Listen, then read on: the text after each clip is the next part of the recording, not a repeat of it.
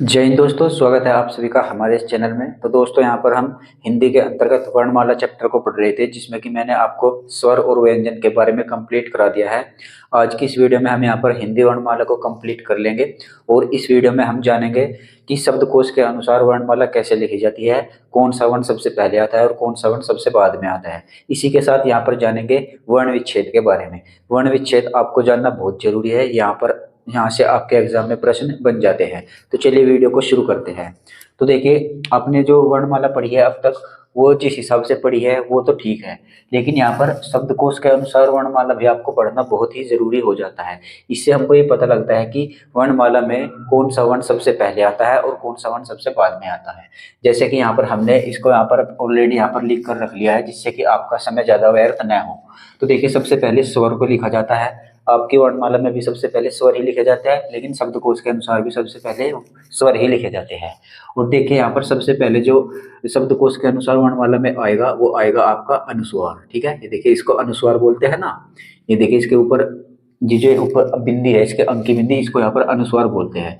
तो वर्णमाला में जो सबसे पहला वर्ण आएगा वो अनुस्वार आएगा। उसके बाद यहाँ पर अनुनासिक आएगा। ठीक है, अनुनासिक के बाद यहाँ पर विसर्ग आएगा और विसर्ग के बाद आपके सारे के सारे स्वर आएंगे जो आपके वर्णमाला में होते हैं, जैसे कि ए, आ, ई, बड़ी ई, छोटा ऊ, बड़ा ऊ, री, ए, ऐ, ओ, औ।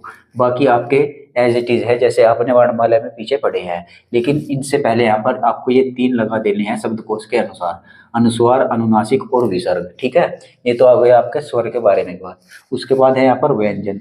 व्यंजन के बाद यहाँ पर देखिए, सबसे पहले क वर्ण आता है और क के बाद यहाँ पर देखिए सीधा अक्षय आता है। आपने एग्जाम में या मॉक टेस्ट में एक प्रश्न देखा होगा कि अक्षय का स्थान किस वर्ण के बाद आता है, और आप वहां पर पाते होंगे कि अक्षय का स्थान क वर्ण के बाद आता है। यहाँ पर देख लीजिए, क वर्ण के बाद ही आया है।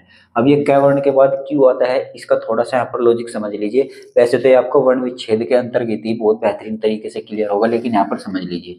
अब देखिए, जो अक्षय का निर्माण हुआ है वो कैसे हुआ है। तो अक्षय का जो निर्माण हुआ है वो हुआ है आपका क, धन, स, धन, ए। ठीक है, अक्षय का निर्माण इन तीनों से यहाँ पर हुआ है। तो देखिए, अक्षय का जो निर्माण हुआ है वो कैसे हुआ है, और जब ये कैसे होगा तो कै के पास ही तो इसका स्थान आएगा। भाई, सबसे पहले कै आता है, फिर जब कै आता है तो इसमें भी तो कै है, तो यहाँ पर भी कै वाले को यहीं पर लेकर आया जाएगा। इसलिए कै का स्थान जो है अक्षय के बाद मतलब अक्षय का स्थान जो है वो कै के बाद आता है। ठीक है, इस वजह से यहाँ पर इसको लिखा जाता है। और भी अन्य वर्ण है जिनका स्थान आप यहाँ पर बदला हुआ पाएंगे। तो देखिए कैसे। देखिए, यहाँ पर कै आया, कै से बाद अक्षय आएगा, अक्षय से बाद यहाँ पर ख, ग, घ, अंग, उसके बाद च, छ, जय, और ये हो गया आपका अज्ञ, जिसको अज्ञ से ज्ञानी बोलते हैं। बेसिकली इसको अगर शब्द के रूप में बोलना चाहेंगे तो इसको ज्ञानी बोलते हैं। ठीक है, ज्ञानी। ठीक है, तो ज्ञानी यहाँ पर देखिए, ज्ञानी का वर्ण विच्छेद कर कर देखेंगे तो पता लगेगा कि ज्ञानी यहाँ पर जय के बाद ही क्यों आया है। तो देखिए, इसका भी देखिए वर्ण विच्छेद कीजिए तो ये बना है आपका बेसिकली जय, धन, य, धन, ए। ये इनसे मिलकर बना है यहाँ पर ज्ञानी। ठीक है, देखिए, जब ज्ञानी जय और यह से मिलकर बना है और सबसे पहले क्या आया है इसमें जय, तो जय के तुरंत बाद ही इसको यहाँ पर हमको लिखना पड़ जाता है। ठीक है, इसलिए इसका स्थान भी यहाँ पर जय के बाद आता है। जैसे आपके एग्जाम में प्रश्न पूछा जाता है ना कि अक्षय का स्थान किस वर्ण के बाद आता है, ऐसे ही आपसे पूछ सकता है कि ज्ञानी यानी कि ज्ञानी, ये जो ज्ञानी वाला ज्ञ होता है उसका स्थान आपका किस वर्ण के बाद आता है, तो आपको जय के बाद उसका जवाब देना पड़ेगा। ठीक है, इसी तरीके से पूछ सकता है। हालांकि ऐसा प्रश्न अभी तक बना नहीं है, सिर्फ अक्षय के ऊपर ही बना है। लेकिन जब अक्षय के ऊपर बना है तो आगे क्या पता और इसके ऊपर बन जाए। ठीक है, और भी अन्य वर्ण है उनके ऊपर बन जाए, तो इसलिए हमको पहले से ही प्रिपेयर होकर रहना पड़ेगा। ठीक है, अब उसके बाद देखिए यहाँ पर झ नहीं है, फिर ट, ठ, ड, और अभी यहाँ पर देखिए ये उच्छिप्त ड है। ठीक है, ये तो होगा आपका ड, ये हो गया उच्छिप्त अड, जिसके नीचे यहाँ पर बिंदी लगे थे उसको उच्छिप्त अड बोला जाता है। ये मैं आपको पिछले वीडियो में कई बार क्लियर करा चुका हूँ। तो ड के बाद यहाँ पर उच्छिप्त ड, उसके बाद होगा ड, ड के बाद यहाँ पर उच्छिप्त अड़ है। ठीक है, तो यहाँ पर देखिए ये दोनों एक ही जैसे होते हैं, बस इनमें यहाँ पर नुक्ते का फर्क होता है। और सबसे पहले तो जो हम वर्णमाला में लिखते हैं वो आएगा, उसके बाद उच्छिप्त आएगा। यहाँ पर भी देखिए वर्णमाला में आता है ना ड, इसके बाद उच्छिप्त अड़ आएगा, फिर उसके बाद ये अण आएगा। ठीक है, उसके बाद यहाँ पर तय, तय के बाद यहाँ पर देखिए तरय आता है। तय के बाद जो स्थान आता है वो तरय का आता है। तरय का क्यों आता है इसका भी वर्ण विच्छेद करके देखिए। तरय जो है ये कैसे बनता है, त धन रे धन ए, ठीक है। तो ये आपका तरह बन जाता है, ठीक है। अब देखिए तरह में भी यहाँ पर तय आया है, और जब इसकी शुरुआत तय से हुई है तो भाई यहाँ पर तय के पास ही तो ले जाना पड़ेगा।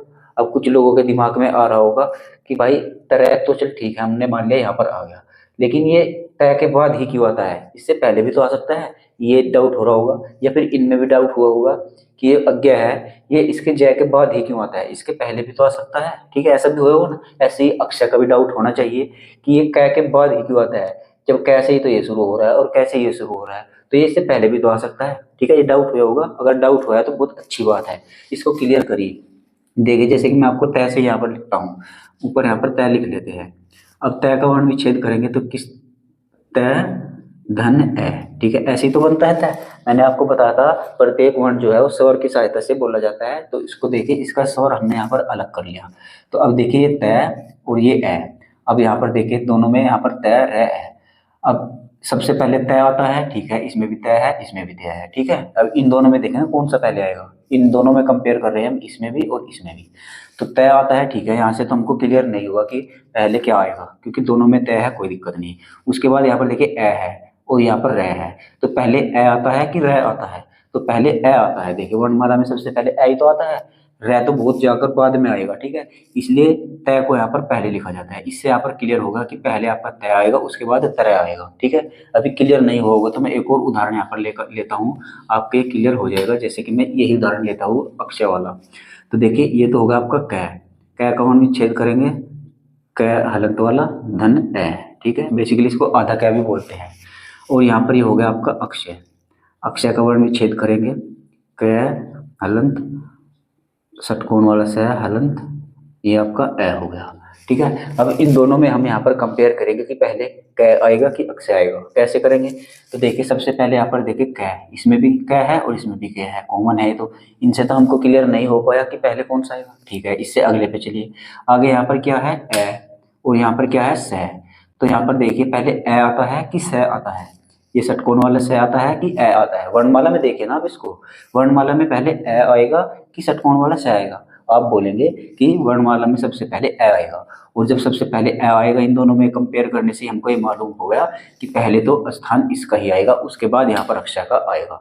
तो उम्मीद है आप ये समझ गए होंगे कि ये कै के बाद ही क्यों आता है, ये जय के बाद ही क्यों आता है, और ये तरह जो है ये तय के बाद ही क्यों आता है, ठीक है। बेसिकली इनके ऊपर मैं आपको प्रश्न भी दूंगा, और आपके एग्जाम में भी पूछे जाते हैं, यूपी ट्रिपल एस सी जैसे एग्जामों में आपसे पूछे जाते हैं प्रश्न, तो मैं यहाँ पर करवाऊंगा भी, पहले आप इसको समझ लीजिए। तो ये बात आपकी क्लियर हो गई कि ये बाद में ही क्यों आता है। तो उसके बाद यहाँ पर देखिए थ द ध न प फ ब भ मैं, यह रह ल व, और यहाँ पर देखिए शय, एक चेंजेस यहाँ पर हुआ है, ये श्रेय वाला। मैं इनको यहाँ पर अंडरलाइन भी कर देता हूँ, जो जो यहाँ पर बदलाव हुए हैं उनको यहाँ पर मैं ऐसे सर्कल उसके स्क्वायर में फिट कर देता हूँ, ठीक है। वर्ग में यहाँ पर हमने इनको बंद कर लिया। इसको भी यहाँ पर देख लीजिए जो वर्णमाला में अलग से जुड़े हैं, ठीक है। तो अब यहाँ पर देखिए सरह, सरह का भी यहाँ पर वर्ण विच्छेद कर कर देखिए आपको मालूम होगा, ये होगा आपका सरह। अब देखिए स हलंत वाला, फिर यहाँ पर रह के नीचे हलंत लगाएंगे, फिर यहाँ पर ए, इसका वर्ण विच्छेद ऐसे हुआ है। अब यहाँ पर देखिए स है ये, और जब ये स यहाँ पर आया है तो ये स के बाद ही आएगा, क्योंकि भाई इससे पहले तो यहाँ पर स आ जाएगा, क्योंकि स में ऐसे वर्ड छुपा हुआ है, और यहाँ पर स के बाद तुरंत रह आ जाता है, इसलिए ये स के बाद आता है, ठीक है। तो स के बाद श्रय आएगा, और ये षटकोण वाला स, फिर छोटा सा, और फिर ये है। अब यहाँ पर देखिए आपका शब्दकोश के अनुसार वर्णमाला का क्रम दिया हुआ है। अब इसमें यहाँ पर एक प्रश्न ये भी बन जाता है कि शब्दकोश के अनुसार वर्णमाला का अंतिम वर्ण कौन सा है। तो सबसे अंतिम में यहाँ पर आपका क्या आया है, सबसे अंतिम में आपका है आया है। तो शब्दकोश के अनुसार वर्णमाला का जो अंतिम वर्ण होगा वो है हो जाएगा, ठीक है। ये आपको ध्यान रखना है। मैंने यहाँ पर कुछ की पॉइंट्स इसके बारे में लिख भी दिए हैं, तो यहाँ पर देख लीजिए शब्दकोश के अनुसार हिंदी वर्णमाला का अंतिम वर्ण कौन सा है। तो अभी मैंने आपको बताया कि शब्दकोश के अनुसार हिंदी वर्णमाला का जो अंतिम वर्ण है वो है। आप इसको अपनी कॉपी में नोट कर सकते हैं। हालांकि मैं आपको नोट्स दूंगा, मैं हर वीडियो में आपको बताता हूँ कि आपको इनके हैंड रिटिन नोट्स बहुत ही क्लीन एचडी में आपको मिल जाएंगे। आपको वीडियो के डिस्क्रिप्शन में टेलीग्राम का एक लिंक मिलेगा एग्जाम विद जीके, उसमें से आपको इन नोट्स को डाउनलोड कर लेना है, ठीक है। तो यहाँ पर ये हो गया हिंदी वर्णमाला का अंतिम वर्ण है हो जाएगा। उसके बाद यहाँ पर शब्दकोश के अनुसार ही अक्षय का स्थान किस वर्ण के बाद आता है। ये आपके बहुत से एग्जामों में प्रश्न बना हुआ है। तो अक्षय का स्थान किस वर्ण के बाद आता है, अब आप इसको बता ही देंगे तो बता देंगे कै वर्ण के बाद आता है। ठीक है, ऐसे यहाँ पर देखिए शब्दकोश के अनुसार चौथा अंतिम वर्ण कौन सा है। अब यहाँ पर शब्दकोश के अनुसार आप वर्णमाला पढ़ चुके हैं, जान चुके हैं। अब यहाँ से बहुत सारे तरीके के प्रश्न अगर एग्जामिनर चाहे तो बना सकता है, तो आपको बहुत ही सचेत रहना है। जैसे कि मैंने यहाँ पर एक प्रश्न अपनी तरफ से बनाया है, इसका आंसर आप कर कर दीजिएगा कि शब्दकोश के अनुसार चौथा अंतिम वर्ण कौन सा है। तो अंतिम से चौथा वर्ण पूछ रहा है। सबसे अंतिम वर्ण तो आपका है हो जाएगा, उसके बाद दूसरा अंतिम स हो जाएगा, तीसरा अंतिम षटकोण वाला स हो जाएगा और चौथा अंतिम आपका श्रय हो जाएगा। और यहाँ पर चौथा अंतिम वर्ण पूछा है अंतिम से, तो यहाँ पर हम इसको श्रय कर देंगे। ठीक है, तो ये इस प्रश्न का हमारा सही जवाब हो जाएगा। अब एग्जामिनर यहाँ से कुछ भी प्रश्न बना सकता है। जैसे कि यहाँ पर मैं एक प्रश्न आपको दूं कि हिंदी स्वर्णमाला में शब्दकोश के अनुसार ज्ञ का स्थान किस वर्ण के बाद आता है। तो ज्ञ का स्थान यहाँ पर जय वर्ण के बाद आता है। ठीक है, ऐसे बना सकता है, कुछ भी तरीके से यहाँ पर बना सकता है। जब मैं कभी प्रैक्टिस सेशन लाऊंगा इनके ऊपर, तब आपको बहुत अच्छे अच्छे तरीके से प्रश्न जो एग्जाम में पूछे गए हैं मैं भी कराऊंगा और कुछ अपनी ओर से भी यहाँ पर प्रश्न दूंगा, ताकि हर एक चैप्टर यहाँ पर बहुत अच्छे से क्लियर हो सके। भाई खुद से प्रश्न बनाना हो ना तो चैप्टर बहुत अच्छे से क्लियर होता है, क्योंकि हमने यहाँ पर जो पढ़ाया है उसमें किस किस तरीके के प्रश्नों की संभावना बन सकती है, वो खुद से प्रश्न डिजाइन करके यहाँ पर आपको चैप्टर तैयार कराया जा सकता है। इसलिए यहाँ पर खुद से भी क्वेश्चन में लाया करूंगा। ठीक है, ये तो हो गई आपकी शब्दकोश के अनुसार वर्णमाला का क्रम। अब देखते हैं यहाँ पर वर्ण विच्छेद। वर्ण विच्छेद आपको जानना बहुत ही जरूरी है, इससे बहुत अच्छे अच्छे प्रश्न आपके एग्जाम में पूछे जा सकते। तो आइए अब देखते हैं वर्ण विच्छेद के बारे में। तो देखिए वर्ण विच्छेद क्या होता है, वर्णों को यहाँ पर अलग अलग करना होता है। जैसे कि मैंने आपको पिछले वीडियो में कई बार बताया है कि प्रत्येक वर्ण जो है वो स्वर की सहायता से बोला जाता है या फिर लिखा भी जाता है। जैसे कि यहाँ पर देखिए ये कै कै वर्ण है, इसको यहाँ पर कैसे लिखा जा सकता है, कोई भी वर्ण जो होता है वो आधा हो जाता है। अब ये आधा आधे की इसकी प्रकृति हो गई और जैसे आपने ए स्वर को अलग कर लिया। जैसे कि यहाँ पर ये की है, इसमें से स्वर को अलग करेंगे, कैसे करेंगे, क को ऐसे लिखेंगे, इसके नीचे हलंत लगाएंगे। अब इसमें क्या स्वर जुड़ा हुआ है, अब इसमें आप सोच रहे होंगे कि ए स्वर जुड़ा होगा, जी नहीं, इसमें यहाँ पर मात्रा जुड़ी हुई है छोटी ई की, तो इसमें जो है ई स्वर जुड़ा हुआ है। ठीक है, छोटी की मात्रा लगे तो छोटी ई आ जाएगी। ठीक ऐसे यहाँ पर ये क, इसका यहाँ पर क का हलंत लगाएंगे और यहाँ पर बड़ी मात्रा चढ़ी हुई है ना बड़ी ई की, तो यहाँ पर बड़ी ई की मात्रा से इससे अलग कर देंगे।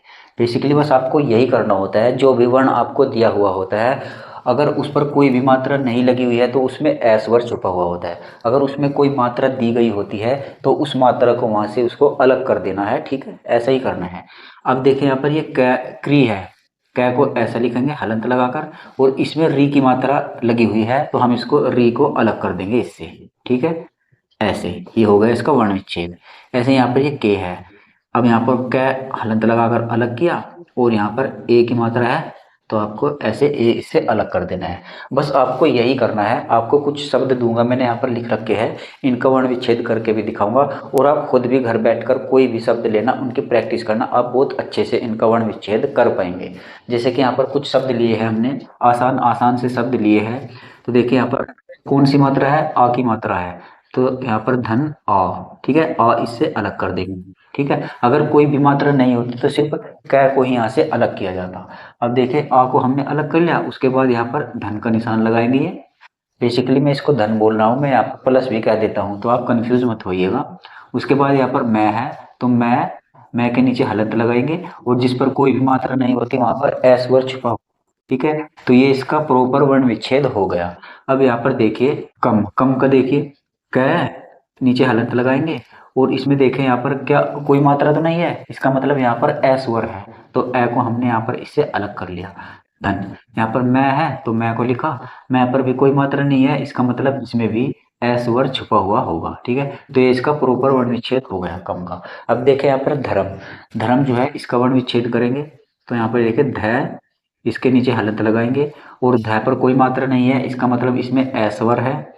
फिर धन, उसके बाद यहाँ पर रे। अब देखिए जो रे है, रे की मैंने आपको शुरू के वीडियो में ही प्रकृति बताई थी। रे तीन तरीके का होता है। ये ऊपर तो जो रे रूप होता है इसको आधा रे बोला जाता है, और बाकी जितने भी रे के प्रकार होते हैं वो सभी पूरे रे होते हैं। अब देखिए रे है यहाँ पर, ध के बाद धर्म है ना भाई, तो इसमें रे जो है ये आधा है, यानी कि आधा है तो हम इसके नीचे हलंत लगाएंगे। कोई भी अक्षर अगर आधा होता है ना तो उसके नीचे हलंत लगाया जाता है, और जब इसके नीचे हलंत लगा इसका मतलब रे आधा है। और जब ये ऑलरेडी आधा है तो इसमें कोई स्वर तो होगा नहीं।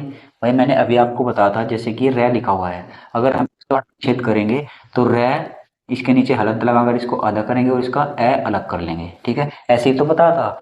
कोई भी वर्ण हो उसका वर्ण विच्छेद ऐसे ही मैंने आपको बताया था। लेकिन यहाँ पर जो ये रे दिया गया है ये रे प्रूफ है रे का, ये अपने आप में पहले से ही आधा है। और आधा जब ये है तो इसका मतलब ये ए इसमें नहीं है, तो हम इसको ए को ऐड करने की इसमें कोई भी जरूरत नहीं है। सिर्फ क्या करेंगे हम यहाँ पर सीधा ऐसे रे हलंत लगाएंगे और धन, उसके बाद अगले वर्ण पर जाएंगे। अगला वर्ण क्या है इसमें, मैं अब मैं के नीचे हलंत लगाएंगे, मैं तो यहाँ पर पूरा है भाई, तो इसका भी यहाँ पर ए अलग कर लेंगे। ठीक है, तो ये बेसिक सी बात आप समझ गए होंगे। अगर कोई भी किसी शब्द में कोई वर्ण आधा दिया हुआ होता है तो उसमें ए स्वर को यहाँ पर हमें धन लगाकर जोड़ने की जरूरत नहीं पड़ती है। ठीक है, अब देखिए फर्क, फर्क में भी देखिए है पर तो कोई मात्रा नहीं है। जब इसके मात्रा नहीं है तो यहाँ पर एस पूरा होगा, उसके बाद धन लगाएंगे। फिर यहाँ पर देखिए रे, फिर से रे प्रूफ वाला रे आ गया, इसका मतलब रे की प्रकृति क्या है, आधी है। तो आधा रे है तो आधा रे लिखने के लिए यहाँ पर हलंत लगाते हैं धन। अब उसके बाद यहाँ पर कै आ जाएगा, कै के नीचे हलंत लगाएंगे और इसका ए इससे अलग कर देंगे। ठीक, ये हो गया पूरा फर्क का वर्ण विच्छेद। अब यहाँ पर देखिए ट्रक, ट्रक का मैंने कई एग्जाम्पल ले लिया है पिछले वीडियो में भी, एक बार फिर से इसको यहाँ पर लिया है।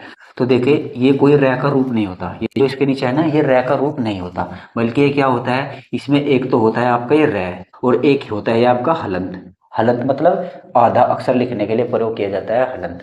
तो जब ये हलंत होता है किसके नीचे लगा है, पहले ही शब्द के नीचे लगा है, पहले ही वर्ण के नीचे लगा है, तो ट जो होगा इसमें वो आधा होगा। ये ट के नीचे ऐसा हलंत लगा हुआ है, और ट के नीचे हमने ये ऐसा रे भी लगा रखा है। तो जब ये रे लगा रखा है तो रे पूरा होगा और ट आपका आधा होगा। मैंने अभी आपको बता भी दिया था कि ऐसा रे जिसके भी नीचे लगे वो अपने आप में आधा हो जाता है। ठीक है, तो यहाँ पर जब ट आधा है तो इसमें तो कोई ऐ स्वर नहीं है, जी नहीं है, तो सीधा हम कहाँ पर जाएंगे, रे पर जाएंगे। रे, रे का नीचे हलंत लगाएंगे, और ये नीचे वाला रे होता है ये अपने आप में पूरा होता है, तो इसका भी यहाँ पर हम ए अलग कर लेंगे। ठीक है, कर लिया। उसके बाद यहाँ पर ये कै है, कै के नीचे हलंत लगाएंगे और इसका ए स्वर इससे अलग कर देंगे। अब ये हो गया ट्रक का प्रॉपर वर्ण विच्छेद। उम्मीद है आप समझ रहे होंगे, समझ रहे हो तो कमेंट में जरूर बता देना भाई। तो अब देखिए यहाँ पर द्वित, अब देखिए इसको बहुत अच्छे से समझना है, यहाँ पर भी आपका बहुत बेहतरीन कंसेप्ट छिपा हुआ है। जैसे कि ये द्वित्व होता है जिसके नीचे यहाँ पर ये आधे अक्षर लग जाते हैं ना, जिसके नीचे ये आधे अक्षर लग जाते हैं ऐसे, वो यहाँ पर अपने आप में आधे दिखने वाला जो होता है ये आधा नहीं होता, जिसके नीचे ये आधा लगा हुआ होता है वो आधा होता है। आप समझे नहीं होंगे, मैं अभी आपको करके दिखाता हूँ। तो देखिए द्वित्व का वर्ण विच्छेद करेंगे, द, द यहाँ पर छोटा है, यानी कि द यहाँ पर आधा वर्ण है। वह जो है ये दिखने में आपको दिख रहा होगा कि ये छोटा है, वह यहाँ पर पूरा है। तो देखिए यहाँ पर द अपने आप में छोटा आधा है, तो द के द में तो कोई ऐसा वर्ण नहीं होगा, द को यहाँ पर आधा लिखकर आगे चलेंगे। और ये आपका वह यहाँ का पूरा होता है, वह पूरा होता है तो इसमें यहाँ पर हलंत लगाएंगे। और ये जो मात्रा होती है ये वह पर ही मात्रा है, तो इसमें कौन सी मात्रा है, छोटी ई की मात्रा है। ठीक है, वह पर कौन सी छोटी की मात्रा है, द्वित्व। भाई आप इसको बोलकर भी देखेगा ना, इसको उच्चारित करके देखिए, द्वित्व। ये जो मात्रा है ये वह के ऊपर ही आपको चढ़ी हुई मिलेगी, वह के ऊपर ही इसको बोला जाता है द्वित्व। आप बोलकर भी देख सकते हैं, और जब बोलकर देखेंगे तो आपको पता लगेगा कि द वास्तव में हम आधे वर्ण की तरह ही बोल रहे हैं, आधे वर्ण की तरह ही उच्चारित कर रहे हैं। द्वित्व बहुत ही कम समय के लिए बोलते हैं, द्वित्व द को हम बहुत ही कम समय के लिए बोलते हैं द्वित्व। यानी द यहाँ पर अपने आप में आधा अक्षर है और आधे अक्षर में कोई ऐसा वर्ण नहीं होता, तो हमने इसको हलंत लगाकर सीधा हम वह पर गए, वह के नीचे हलंत लगाया क्योंकि वह पूरा वर्ण है। और जब वह पूरा वर्ण है इस पर कौन सी मात्रा है, छोटी की मात्रा है, तो हमने छोटी ई इससे अलग कर लिया। उसके बाद यहाँ पर तय, तय यहाँ पर देखिए अपने आप में आधा है तो इसके नीचे हलंत लगाएंगे, इसका ए स्वर अलग करने की जरूरत नहीं है क्योंकि तय अपने आप में ही आधा है। उसके बाद यहाँ पर वह पर आएंगे, वह पूरा है तो वह के नीचे हलंत लगाएंगे, उसके बाद इसका ए अलग कर लेंगे। बहुत ही बच्चों की तरह बहुत ही डिटेल में समझा रहा हूँ मैं। जो लोग इनको पहले से जानते होंगे वे हो सकता है थोड़ा सा बोर भी फीलियत करे कि ये तो हमको आता है, ये क्या बिल्कुल बच्चों की तरह बता रहा है, ऐसा आपको लग सकता है अगर आप पर ये आते हैं। लेकिन जो हिंदी पहली बार पढ़ेगा वो इनको समझकर बहुत अच्छा उसको महसूस होगा, ठीक है। तो यहाँ पर ये द्वित्व का प्रॉपर वर्ण विच्छेद हो गया। अब देखिए कुछ मैंने यहाँ पर कठिन शब्द भी लिए हैं, इनको भी यहाँ पर करके देखिएगा वर्ण विच्छेद। जैसे कि ये ब्रह्मास्त्र। अभी आपको मैंने बताया था ये जो नीचे रह लगा हुआ होता है जिस शब्द के, वो जिस वर्ण के, वो वर्ण यहाँ पर आधा होता है, ये रह आधा नहीं होता। तो देखिए जैसे कि बै के नीचे लगा है तो इसका मतलब बै अपने आप में आधा है, ठीक है। और आधा लिखने के लिए हलंत लगा दिया। अब इस बै का यहाँ पर हमको ए स्वर अलग करने की जरूरत नहीं है, क्योंकि बै अपने आप में आधा है, इसमें ए स्वर है ही नहीं। तो सीधा इसके बाद किसकी बारी आएगी, रै की बारी आएगी। और रे नीचे वाला रै जो होता है ये पूरा होता है अपने आप में, इसलिए इसके नीचे हलंत लगाकर इसका ए अलग कर देंगे, कर दिया। उसके बाद यहाँ पर है, ये है अपने आप में आधा होता है। इसका लिखने का स्टाइल आपको किताबों में बहुत बढ़िया मिलेगा, यहाँ पर मैंने इसको पहले ही यहाँ पर आधा करके लिखा हुआ है। तो जब यहाँ पर है आधा है तो है आधे के नीचे हलंत लगाकर आगे हम सीधा मैं पर जाएंगे। मैं लिख दिया, मैं में यहाँ पर हमने हलंत लगाया और इस पर आ की मात्रा है तो इसका आ इससे अलग कर दिया, ठीक है।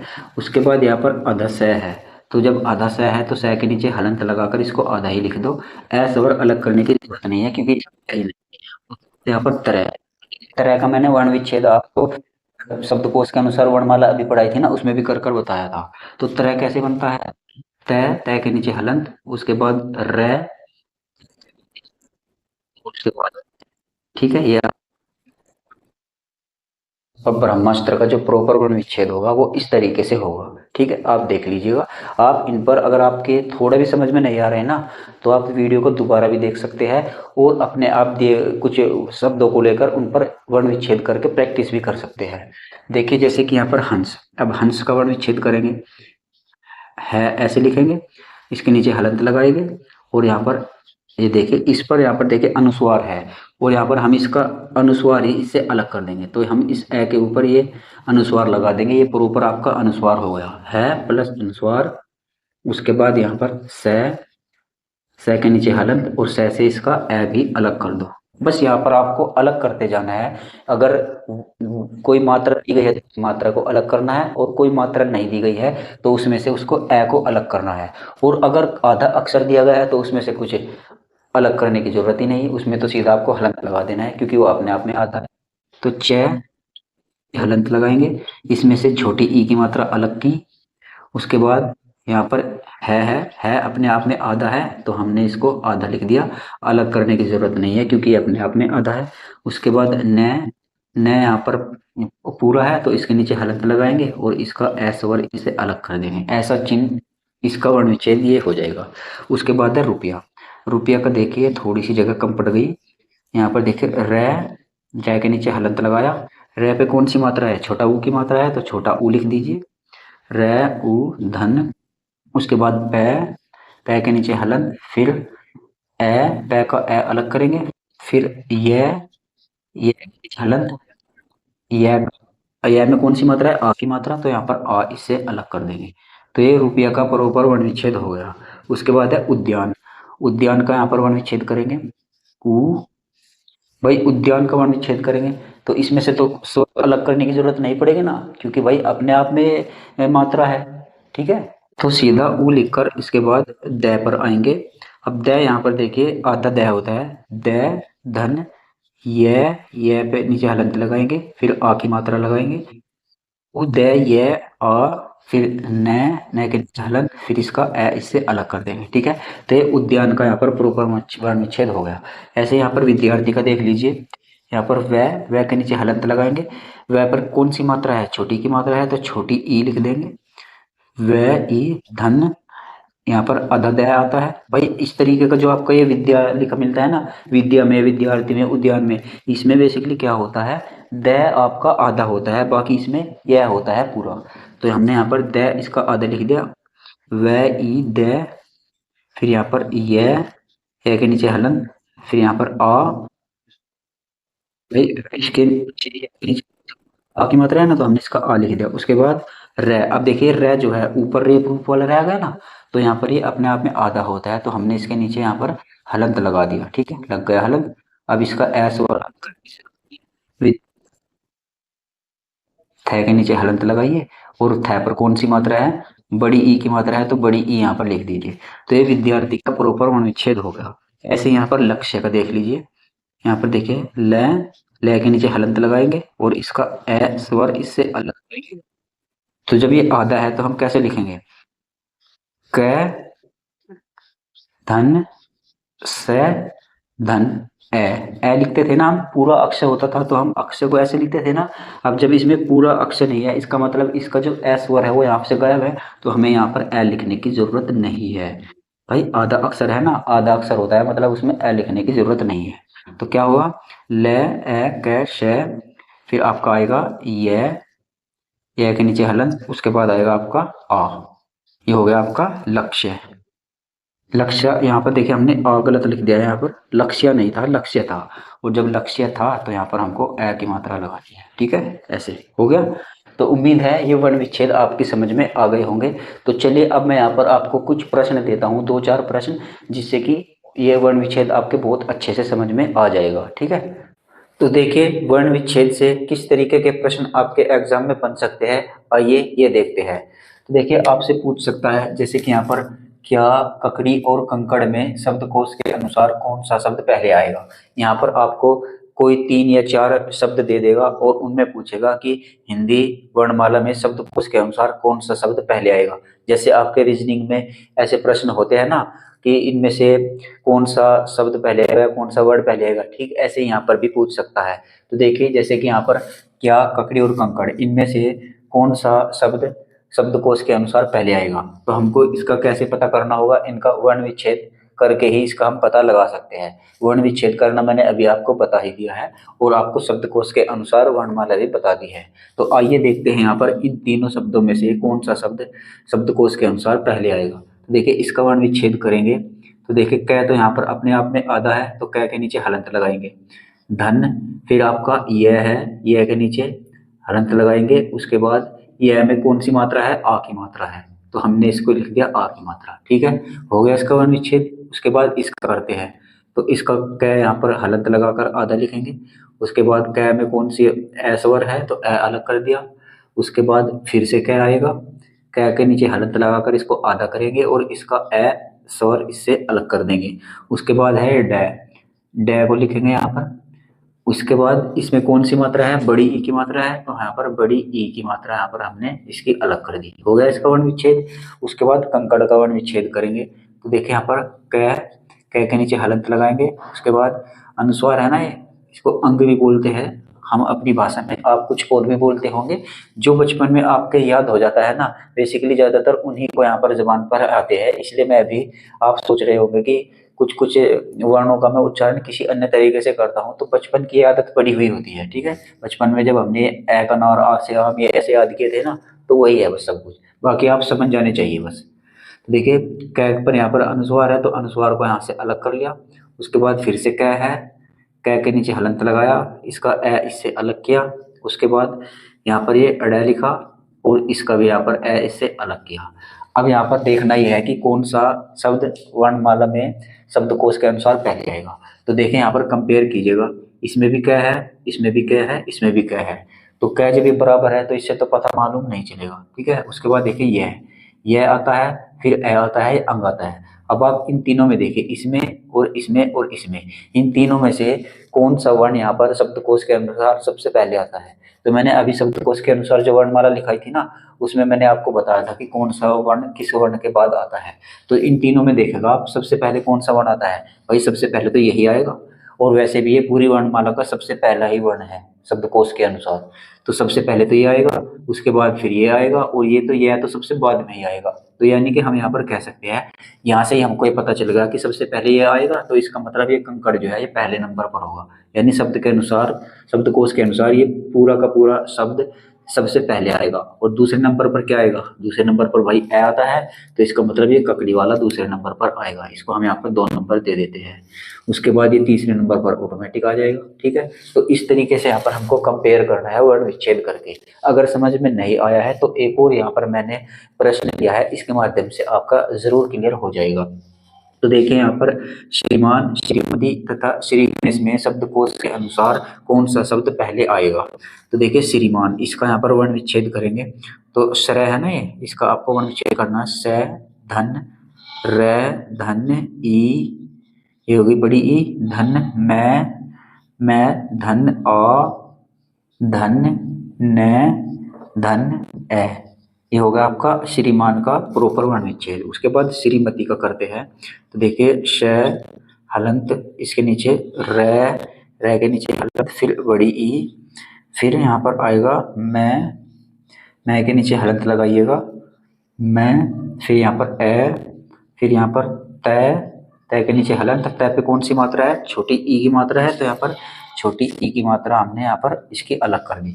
उसके बाद यहाँ पर ये श्री गणेश है, श्री गणेश का यहाँ पर वर्ण विच्छेद करेंगे तो इसका भी देखिए यहाँ पर श, फिर यहाँ पर रे के नीचे हलंत, फिर उसके बाद बड़ी ई, इसमें देखिए बड़ी ई की मात्रा है ना, तो यहाँ पर बड़ी ई यहाँ पर लगा दिया। उसके बाद हमने यहाँ पर किया गय को लिया, गय के नीचे हलंत लगाएंगे और इसका ए स्वर इससे अलग कर देंगे। उसके बाद यहाँ पर ये अण है, अण को यहाँ पर हलंत लगाएंगे और इस पर कौन सी मात्रा है, इस पे ए की मात्रा है, तो यहाँ पर हमने इस पर ए इसका अलग कर दिया। और उसके बाद यहाँ पर श है, तो श को यहाँ पर इससे ए अलग कर देंगे। ठीक है, यहाँ पर इनका प्रॉपर वर्ण विच्छेद यहाँ पर हो गया है। अब देखिए इनको कंपेयर कीजिएगा, इसमें भी स है, इसमें भी स है, इसमें भी स है, इससे तो हमको मालूम नहीं चला। फिर यहाँ पे देखिए रे, इससे भी हमको मालूम नहीं चला। उसके बाद यहाँ पर देखिए इसमें बड़ी ई, इसमें बड़ी ई, इसमें बड़ी ई, तो इससे भी मालूम नहीं चला। मतलब यहाँ पर हमको ऐसे नहीं देखना कि बड़ी ई यहाँ है और यहाँ भी, ऐसे नहीं देखना, क्रम वाइज देखना है। पहले नंबर पर इसमें स है, तीनों में स है पहले नंबर पर, दूसरे नंबर पर तीनों में र है, कोई दिक्कत नहीं है, इससे पता नहीं चलेगा। तीसरे नंबर पर यहाँ पर तीनों में बड़ी ई है, इससे भी मालूम नहीं चला। चौथे नंबर पर यहाँ पर देखिए इसमें मैं है, इसमें मैं है और इसमें गय है।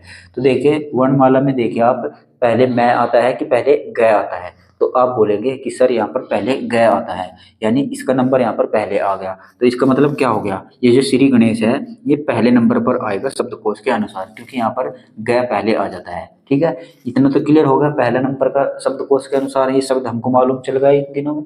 बाकी के 2 बच गए हैं, इनको भी कंपेयर करते हैं। तो देखिए इसमें मैं है, इसमें मैं है, इनसे तो यहाँ पर मालूम नहीं चल रहा भाई, इसका तो खेल यहाँ पर खत्म हो चुका, ये तो पहले पे आएगा। अब इनको देखना है हम दोनों को, यहाँ तक तो हम देख ही चुके थे, दोनों सेम टू सेम है। अब यहाँ पर देखिए इसमें आ है और इसमें ए है, तो पहले ए आता है कि आ आता है। आप कहेंगे कि सर पहले ए आता है, और जब ए आता है तो दूसरे नंबर पर क्या हो जाएगा आपका, श्रीमती हो जाएगा। ठीक है, और तीसरे नंबर पर ये अपने आप आ जाएगा श्रीमान। ठीक है, तो हिंदी शब्दकोश के अनुसार, इस प्रश्न के अनुसार सबसे पहला जो शब्द आएगा वो श्री गणेश आएगा, फिर उसके बाद श्रीमती आएगा, फिर उसके बाद श्रीमान आएगा। तो इस तरीके से आपसे शब्दकोश के अनुसार शब्द पूछ लिए जाते हैं, ऐसे प्रश्न आपके बन जाते हैं। ट्यूपी ट्रिपल एससी में अक्सर ऐसे प्रश्न बनते हैं। तो आपको उम्मीद करता हूँ ये कंसेप्ट, ये वर्ण विच्छेद और ये शब्दकोश के अनुसार वर्णमाला आपके समझ में आई होगी। तो यहाँ पर हमारा वर्णमाला का चैप्टर समाप्त हो चुका है, इसमें मैंने कोई भी पॉइंट आपका नहीं छोड़ा है। तो कल से हम जो स्टार्ट करेंगे वो विराम चिन्हों को स्टार्ट करेंगे। विराम चिन्ह के ऊपर आपको बहुत बेहतरीन वीडियो में दूंगा। आपने विराम चिन्ह आज तक ऐसे नहीं पढ़े होंगे जैसे मैं आपको पढ़ाने वाला हूँ, और उनसे आपको ऐसे ऐसे कंसेप्ट दूंगा। अगर आप विराम चिन्हों को ये क्लास कर लोगे ना, तो आपका वाक्य शुद्धि का कोई भी प्रश्न गलत नहीं होगा। ठीक है, तो कल से हम अपनी विराम चिन्ह की क्लास को स्टार्ट करेंगे। ठीक है, तो इस वीडियो में बस इतने ही, मिलते हैं अपने अगले किसी वीडियो में, तब तक के लिए धन्यवाद।